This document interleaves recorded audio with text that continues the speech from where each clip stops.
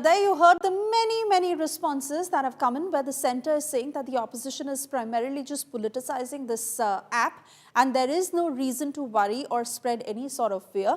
But the opposition continues to claim that this app is an attempt by the government to snoop into our phones, to snoop into our data that will get exposed, and the government will have control, and it is not safe to use the app. The centre has certainly clarified that the app is not mandatory, and in a scenario that a user wants to uninstall this app, it is very much possible. The centre says that this is primarily being done to ensure that cyber security threats reduce, and that is what this app will ensure, because it has the features of block theft or loss, Chakshu feature, manage connections, know your mobile.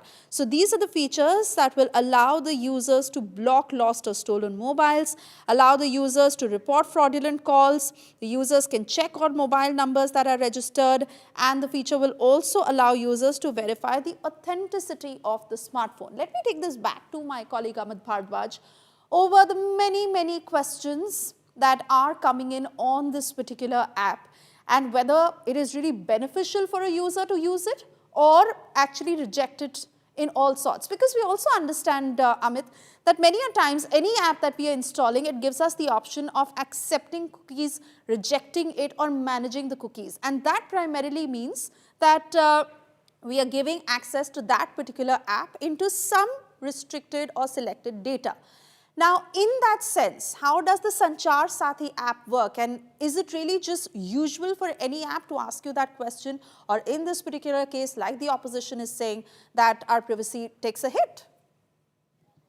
Well, the clarification that has come from the Minister Jyotiraditya Scindia in this particular case might settle the storm for now, as far as the Sanchar app being dubbed as snooping app, or being compared with that of Pegasus was concerned. Because since morning, what we had seen, rather since last night, right from KC Venugopal of the Congress party to Manikam Tagore to Priyanka Gandhi Vadra, Aditya Thackeray, all of them had compared or dubbed the Sanchar Saathi app with that of Pegasus.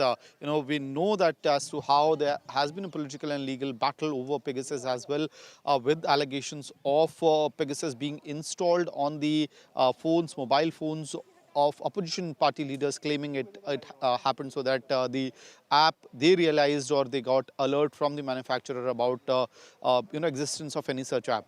So in this particular case, because of that comparison, the entire storm was happening, and now that the minister has said that you have an option of deactivating it, whether you want to install it or not, and also uninstalling it, larger part of the storm should be over. But now the angle of the data privacy activists and internet freedom activists would also kick into the place, because so far we were also looking as to whether the regular data privacy activists in the country are raising their concerns into this aspect or not, whether they are feeling very uncomfortable or comfortable with the presence of this Sanchar Saathi app actually becoming a pre-installed app on the mobile phones, like many other apps which also comes with different manufacturers. So it's not a case that you have only this app which would be a pre-installed app. So if you go by manufacturer to manufacturer in India, there are certain entertainment apps as well which